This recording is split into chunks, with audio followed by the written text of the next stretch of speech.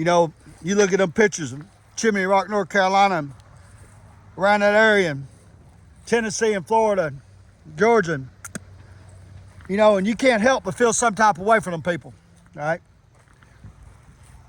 Matter of fact, if I've ever seen the definition of what could be called a victim, looking in, yeah.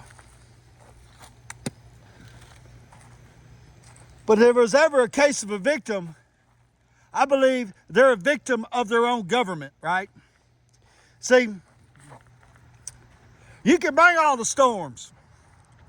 You can drop all the fucking bombs. You can open up the borders.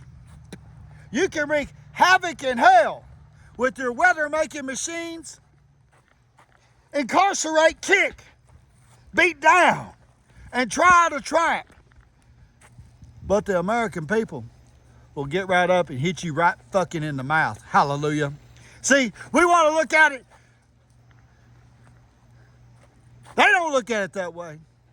You can't tell the people that are clawing out of the fucking ground, looking at the mess, redigging and rebuilding, burying their dead, right?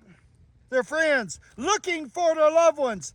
Yeah, you couldn't convince them that they are a victim. Fuck no, they are Americans. They are survivors. They are overcomers, right? And it's our duty in this nation. The people that weren't affected by this storm, that still are under the rule of a shitty, tyrannic, communistic fucking government, right? To stand with those people and fight right alongside them, right? Like FEMA. We call them, they got a pronoun for FEMA and the government. It's called them.